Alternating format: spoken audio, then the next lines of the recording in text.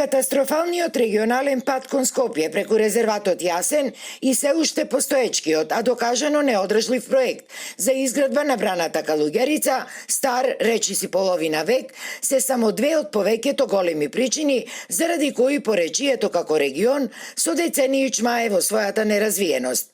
Иако изобилува со исклучително ретки природни потенцијали за сестран економски раст и развој, поречието, со тоа што беше целосно заборавено од државата, одсечено и од цивилизираниот свет, вели градоначалникот на Македонски Брод Жарко Ристески. Всушност тие два проблеми наместо да го забрзаат економскиот развој, така биле искреирани на времето, ние имаме обратен процес за бавување на економскиот развој. Но она што радува и дава надеж дека оваа трета македонска општина според својата површина конечно ќе почне да се развива, се начелните планови на новата влада, каде развојот на поречието е ставен помеѓу врвните приоритети. Во агендата на владата, патот Македонски Брод Скопје во програмата во моментов не е ставен, но меѓутоа е ставен во високо на агендата за реализација.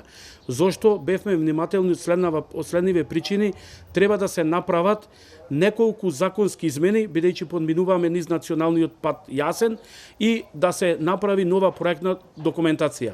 Направени се целосни анализи за браната Калуѓарица, контактирани се сите релевантни институции.